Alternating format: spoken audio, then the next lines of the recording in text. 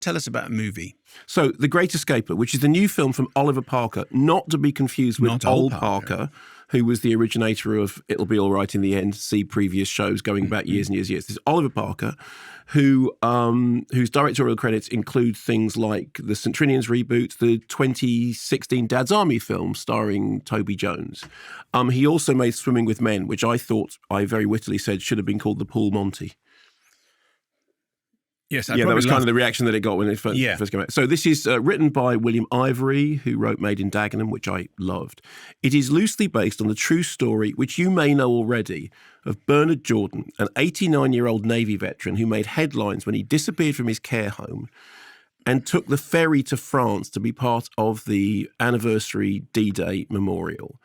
His wife knew that he was going, but no one else did. So he was briefly a missing person and then, less briefly, a national hero who was nicknamed the Great Escapee.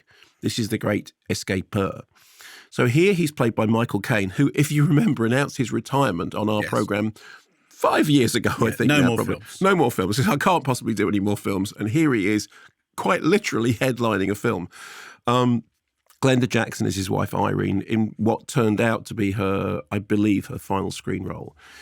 Here she is in the care home in which they both live, where the staff are trying to keep the news of Bernie's disappearance from her. Here's a clip.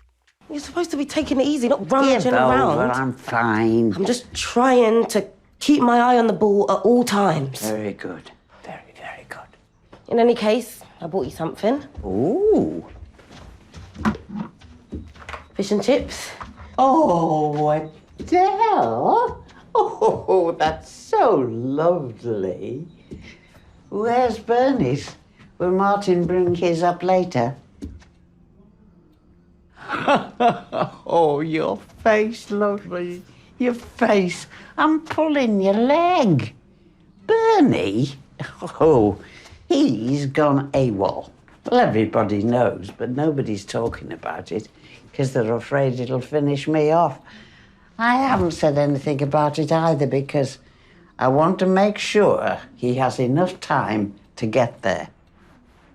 Can I just say, the size of the fish on her plate is enormous. The biggest fish and chips I've ever seen in my life. But also, Daniel Vitalis, Adele, who is the care worker, says, I've got you a big piece of fish. And the reason is because she's trying to sort of, because she realises that she's going to find out that Bernie is missing. But of course, if that's your pub lunch, then you're going, wow, I'm quids in here. Yeah, but the size of the fish is definitely referred to. So I thought Glenda Jackson's performance was absolutely lovely. Now, I have to confess, you know that movies can hit you in a certain way because of sort of personal things. Mm-hmm. So I should say, I thought her performance was lovely. She reminded me of my mum. I think she will remind lots of people of their mums. Yes. But it was so, and I just loved watching her.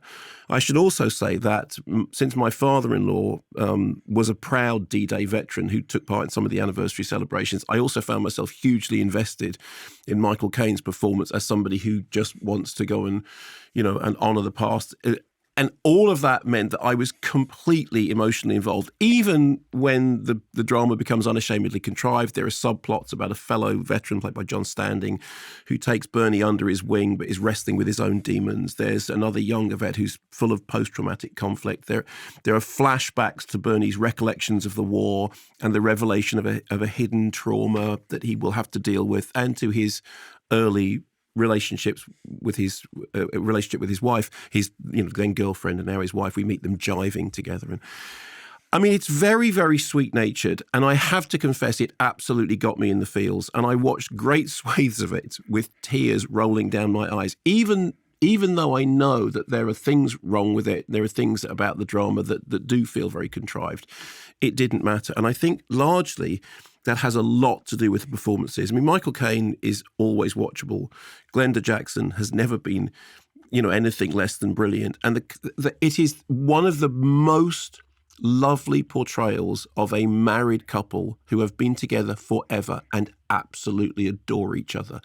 And while the whole story about, him making that pilgrimage and him getting his face on the front page of the papers and being very conflicted about that. Okay, that's kind of, in a way, that's almost the MacGuffin. That's almost the the thing that you're following because it drives the plot. But what makes the film sing is the scenes between him and her. I mean, her performance of Irene as this absolutely stalwart, she loves him. She knows what he's got to do. She's funny. Like I said, there are just certain times that a film just touches a part of you, and you then cannot distinguish between that and what its exact artistic achievements are. But it's the kind of thing which in another incarnation you would have said the Monty Smith thing that goes down well with a cup of tea misses.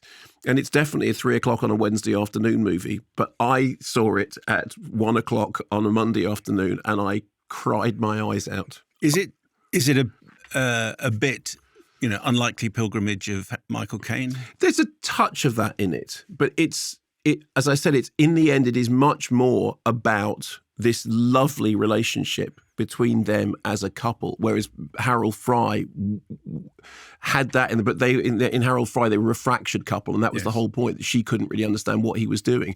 And the lovely thing about Glenda Jackson's performance, there is not a note in it that isn't right. And Michael Caine, it's just lovely seeing Michael Caine doing this, however many years it was after he said, "That's it, I'm retiring." Yeah. So, Glenda Jackson and Michael Caine is like a star billing from the 60s. Yeah, precisely. And here we are, 2023, and it's still a star billing. I know. No, it's lovely. It's really lovely. Thanks very much for watching this video. I hope you enjoyed watching it as much as we enjoyed making it. While you're here, check out all the other videos because they're cool too, aren't they? Yeah, and if you want to keep up to date with everything Kermode and Mayo's Take, then check out our social channels. Why wouldn't you? I would. I have done. Excellent.